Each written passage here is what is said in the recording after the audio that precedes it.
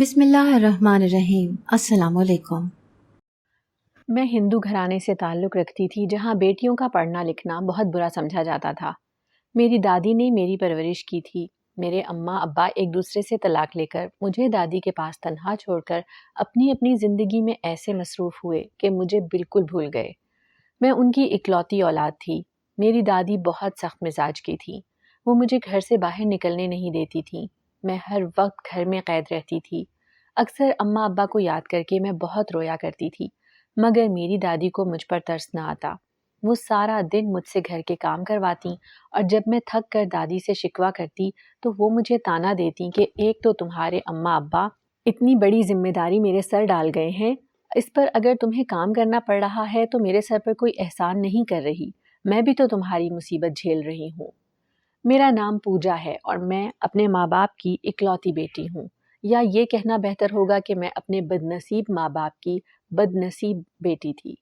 مجھے اکثر اپنی دادی کی باتوں پر بہت افسوس ہوتا اور اپنے ماں باپ کے لیے میرے دل میں نفرت پیدا ہو جاتی، کیونکہ آج یہاں میں جس مقام پر تھی وہ صرف اور صرف میرے ماں باپ کی وجہ سے تھا۔ مجھے پڑھنے لکھنے کا بہت شوق تھا، مگر میری دادی نے مجھے پڑھانے سے صاف منع کر دیا تھا۔ وہ یہ کہتی تھی کہ میں تمہاری ذمہ داری نہیں اٹھا سکتی۔ کل کو اگر تم میرے چہرے پر کالک مل گئی جیسے تمہاری ماں نے ہماری عزت کا جنازہ نکالا تھا۔ میں تنہا کمرے میں بیٹھی روتی رہتی، مگر مجھے آسرا اور سہارا دینے کے لیے کوئی موجود نہ ہوتا۔ الٹا دادی ہر وقت کہتی رہتی کہ گھر میں نحوست پھیلا رہی ہو، اپنی ماں کی طرح تم بھی منحوس ہو۔ میں اس روز کو کوستی جس میں میری اماں مجھے جنم دیتے ہی ابا کو چھوڑ کر اپنے عاشق کے ساتھ بھاگ گئی۔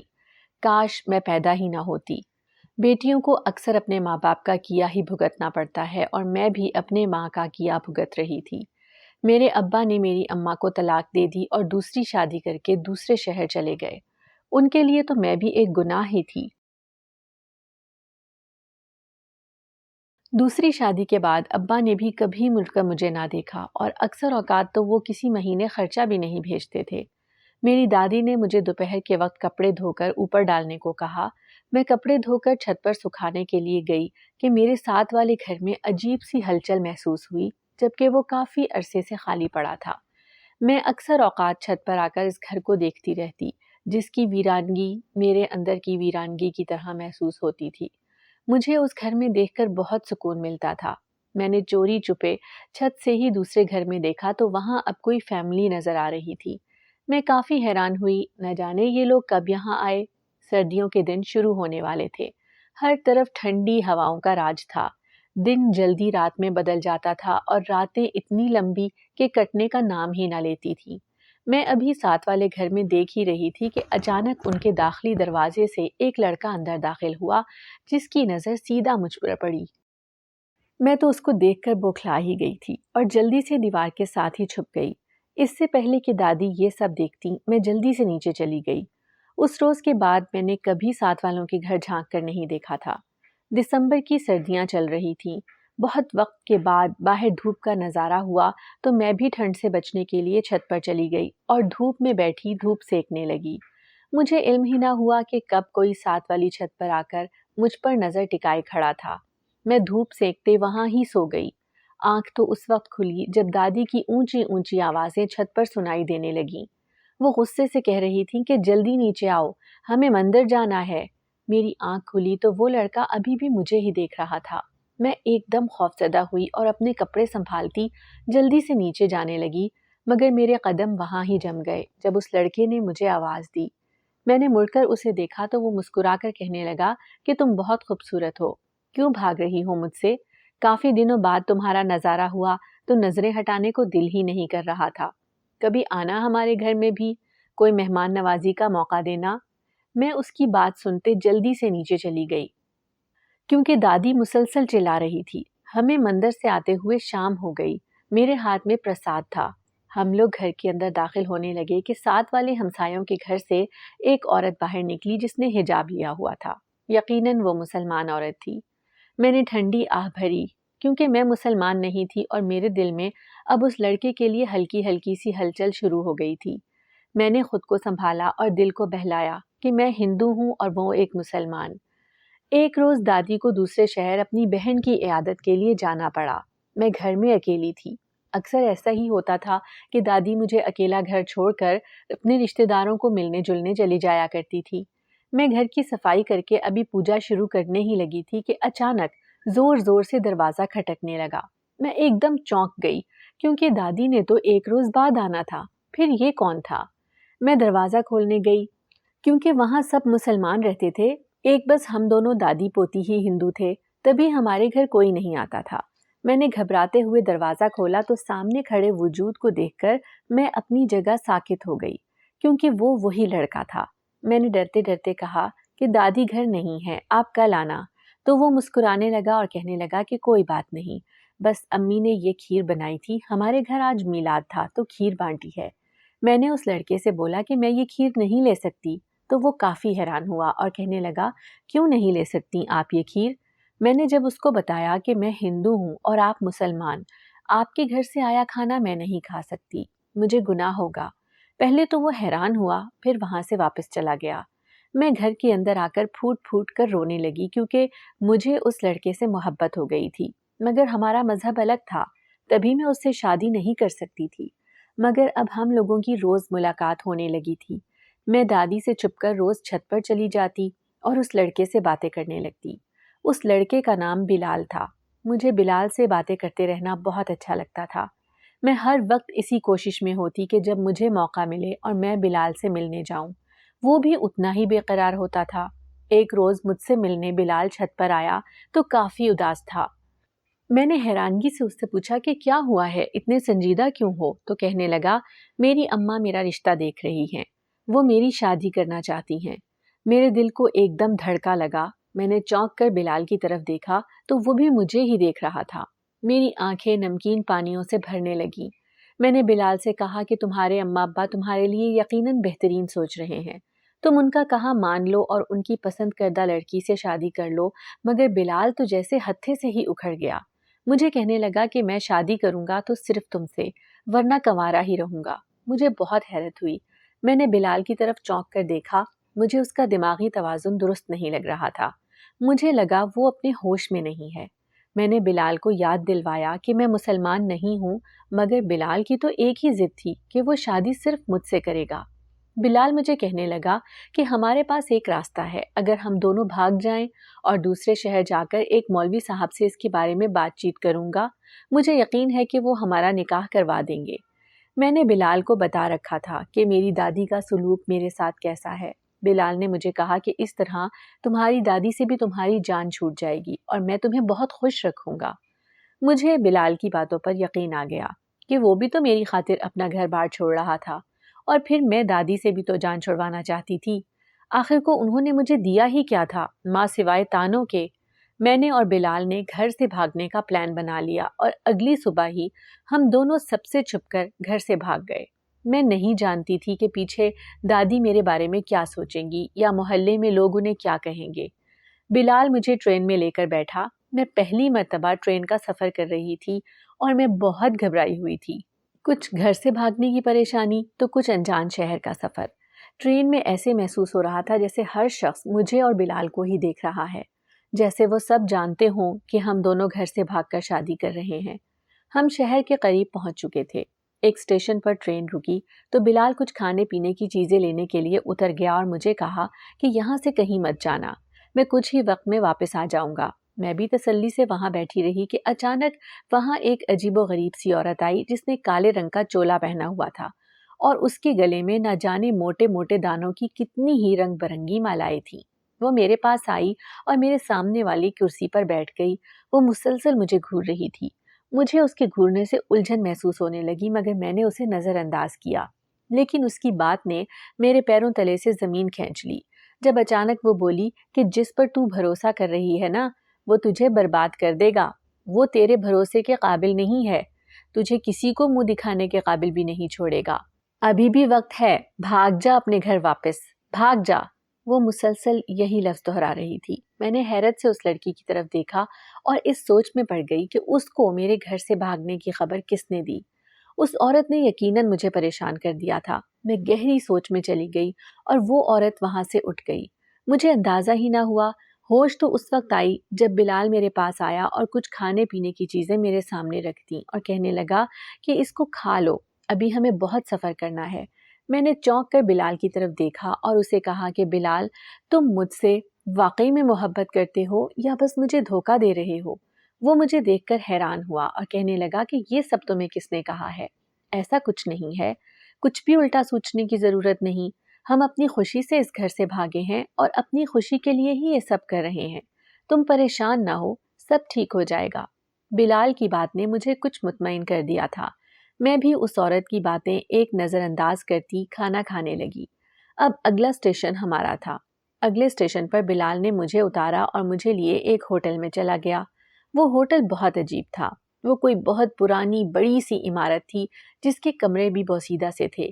بلال نے کہا کہ اب تو بہت رات ہو چکی ہے، ہم یہاں ایک کمرہ لے کر رہ لیتے ہیں، اگلی صبح ہوتے ہی ہم مسجد چلے جائیں گے۔ میں بھی اس کی بات پر متفق ہو گئی اور ہم نے ایک کمرہ لے لیا، مگر اس رات ہم دونوں سے گناہ ہوا۔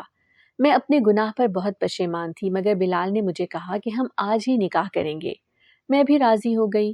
ہم مسجد میں گئے، وہاں مولوی صاحب نے مجھے کلمہ پڑھایا اور ہمارا نکاح کروا دیا۔ ابھی ہماری شادی کو ایک ہفتہ ہی ہوا تھا کہ بلال نے مجھے کہا، آؤ آج میں تمہیں ایسی جگہ لے کر جاتا ہوں جہاں ہر طرف رونق ہی رونق ہوگی، تمہارا بھی موڈ بدل جائے گا۔ میں بھی خوشی خوشی اس کے ساتھ چلنے لگی۔ ہم سارا دن گزارنے کے بعد اب شام کے وقت اس جگہ پر پہنچے۔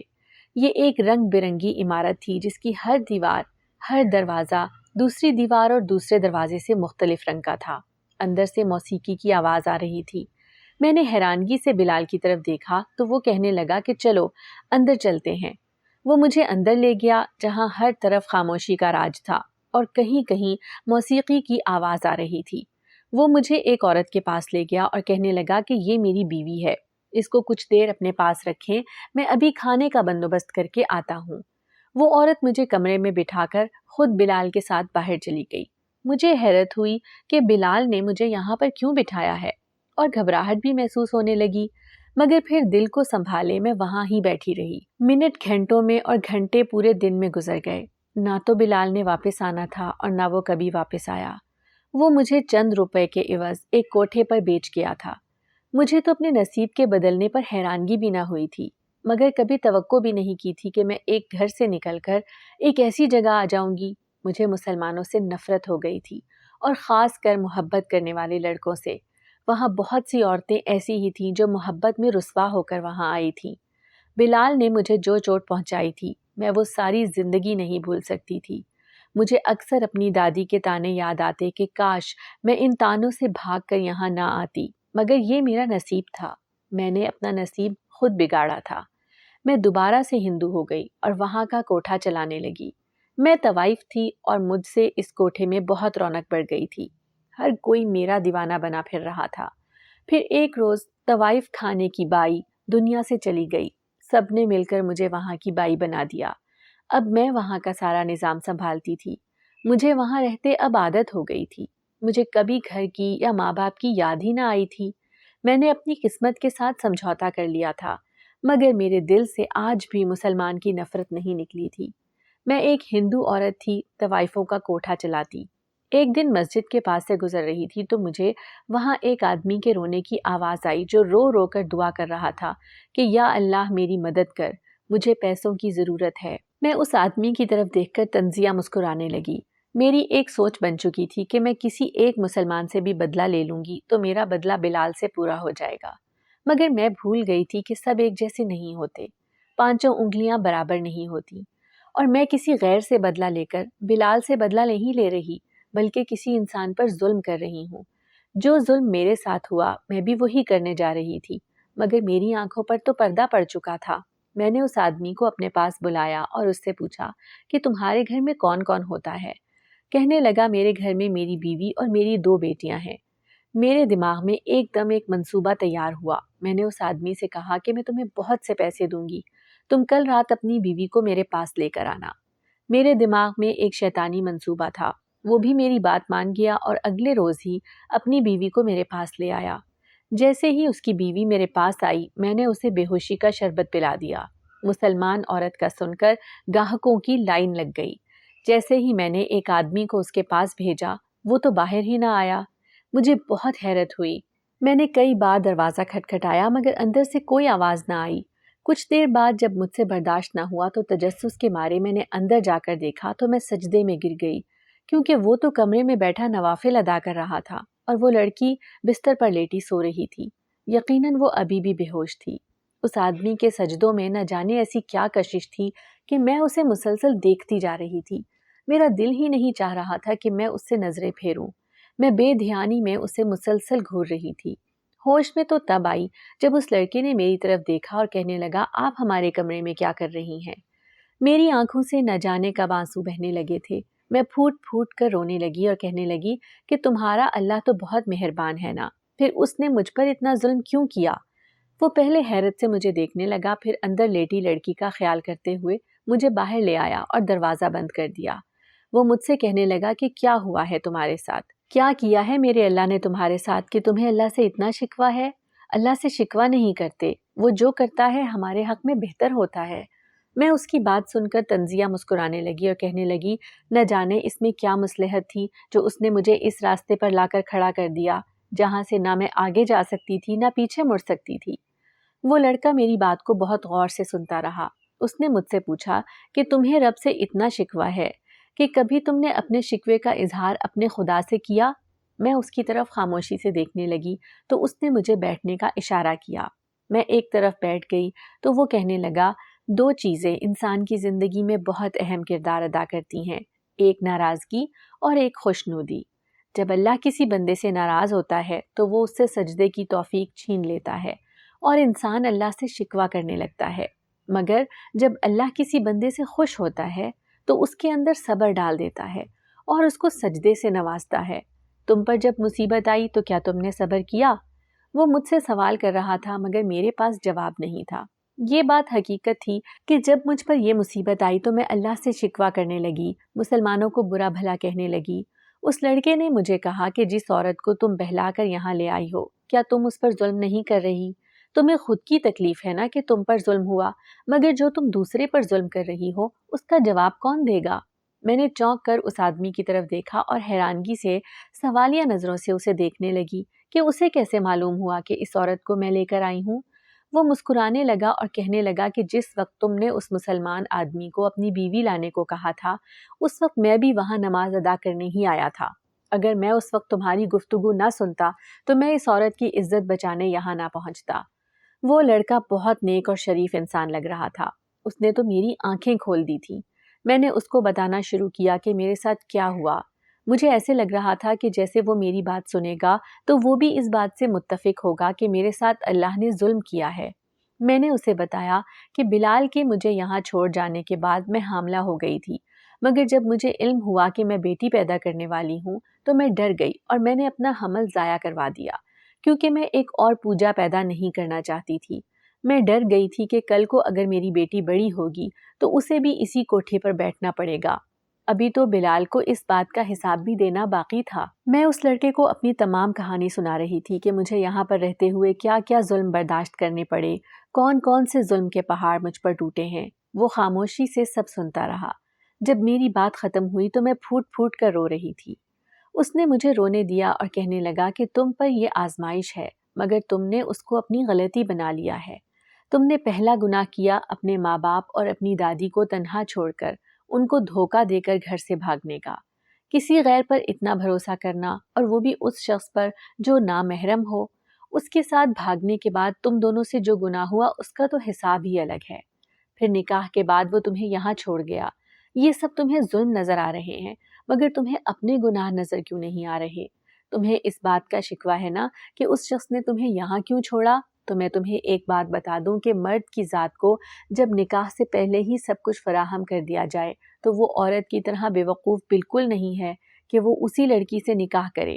وہ یہ بات سوچنے لگے گا کہ اگر یہ سب کچھ مجھے فراہم کر سکتی ہے تو میرے بعد کسی اور کو بھی یہ سہولت دے سکتی ہے۔ اس لڑکے کی بات اپنی جگہ بالکل درست تھی۔ میں اس لڑکے سے پوچھنے لگی کہ تو پھر مجھے کیا کرنا چاہیے تھا؟ وہ مسکرایا اور کہنے لگا، جس وقت وہ تمہیں یہاں چھوڑ کر گیا تھا تمہیں سب سے پہلے اپنی ذات کے لیے لڑنا چاہیے تھا۔ اگر تم لڑ نہیں سکتی تھی تو تمہیں صبر کرنا چاہیے تھا۔ تم پر جو ظلم ہوا وہ رب دیکھ رہا تھا۔ جب ایک انسان اپنے اوپر ہونے والے ظلم کو خاموشی سے اللہ کے سپرد کر کے برداشت کرتا ہے تو اللہ اس ظلم کا بدلہ خود لیتا ہے، مگر جب انسان ہی اپنا بدلہ خود لے لے تو پھر اللہ انسان اور انسان کے بدلے کے درمیان نہیں پڑتا۔ تم نے بھی ایسا ہی کیا۔ تمہیں بلال کی طرف سے جو دھوکہ ملا، تم نے تمام مسلمان بہن بھائیوں سے اپنے دل میں نفرت پیدا کر کے ان سے بدلہ لینا چاہا، تو پھر تم جب سب کچھ کر سکتی ہو تو اللہ سے کیسا شکوہ؟ میں نے اس لڑکے کا نام پوچھا تو وہ مسکرانے لگا اور کہنے لگا میرا نام جنید ہے۔ میں نے اس کے آگے ہاتھ جوڑ لی اور جنید سے کہا کہ خدا را مجھے یہاں سے نکال دو، میں یہاں نہیں رہنا چاہتی۔ جنید نے حیرت سے میری طرف دیکھا اور کہا تم پھر خود غرض بن رہی ہو، میں تمہیں ہرگز یہ نہیں کہوں گا کہ تم یہ کام جاری رکھو، مگر تم ان سب کی سربراہ ہو، یہاں رہنے والی ہر عورت کی ذمہ داری تم پر ہے۔ تم چاہو تو اس عمارت کو طوائف خانے کی جگہ ایک یتیم خانہ بھی بنا سکتی ہو، جو عورت بے بس اور بے سہارا ہو تم اسے یہاں سہارا بھی دے سکتی ہو، مگر ایسے خود غرض بن کے ان سب کو ان کے حال پر چھوڑ کر بھاگنا ماں سوائے خود غرضی کے اور کچھ نہیں ہے۔ جنید کی بات پر میں نے ایک ٹھنڈی آہ بھری۔ یہ کام اتنا آسان نہیں تھا، مگر میں نے بھی سوچ لیا تھا کہ کچھ بھی ہو جائے میں خود کو بدلوں گی اور یہاں رہنے والی ہر عورت کی ڈھال بنوں گی۔ میں نے جنید سے کہا کہ میں طوائف خانہ بند کرنا چاہتی ہوں، مجھے اس کے لیے کیا کرنا پڑے گا؟ جنید نے کہا کہ میں تمہیں سہارا دوں گا، میں تمہارے ساتھ رہوں گا، جس جگہ تمہیں میری ضرورت محسوس ہوئی تم بس ایک آواز دینا، میں دوڑا چلا آؤں گا۔ جنید کا اتنا سہارا ہی میرے لیے کافی تھا۔ میں نے وہ طوائف خانہ بند کر کے وہاں یتیم خانہ کھولا۔ پہلے پہل تو میرے لیے بہت مشکل ہوئی کیونکہ گاہکوں کی لائن لگی ہوتی تھی اور جب میں ان کو اندر آنے سے روکتی تو وہ چیخو پکار کرتے، مگر میں نے ہمت نہ ہاری اور یہ سب میں میرا سب سے زیادہ ساتھ جنید نے دیا۔ میں اکثر جنید اور بلال کا موازنہ کرتی تو حیران رہ جاتی کہ دونوں ہی مسلمان ہیں، مگر ایک کچھ تو دوسرا کچھ اور ہی تھا۔ اس بات سے ہی میں نے یہ اندازہ لگایا کہ مذہب کوئی بھی ہو، اچھائی اور برائی کے بغیر نامکمل ہے۔ میں نے اس طوائف خانے میں رہنے والی نہ جانے کتنی عورتوں کو پناہ دی اور ان کی کفالت کا بوجھ اٹھایا۔ میں نے انہیں محنت کرنا سکھایا، خود بھی دن رات محنت کرتی۔ سب تھوڑے پیسے کماتے مگر سکون کی روٹی کھا کر سوتے تھے۔ سب کچھ بہت اچھا چل رہا تھا، مگر شاید اب میری اصل آزمائش کا وقت آیا تھا۔ شاید رب مجھے آزمانا چاہتا تھا کہ اب کی بار آزمائش ملنے پر میں کیا رد عمل کرتی ہوں۔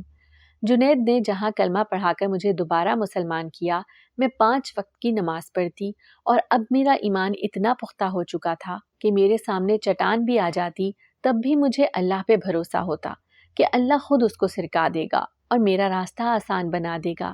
میں نے حجاب کرنا شروع کیا تو لوگوں نے طرح طرح کی باتیں بنانا شروع کر دی۔ کوئی مجھ پر طنز کرتا تو کوئی مذاق اڑاتا۔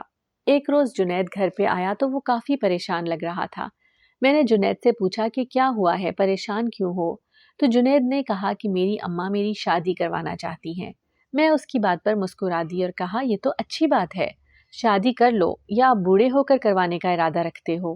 تو وہ ہنس پڑا اور کہنے لگا میں شادی تو کرنا چاہتا ہوں مگر کسی ضرورت مند عورت سے جس کو میری ضرورت ہو۔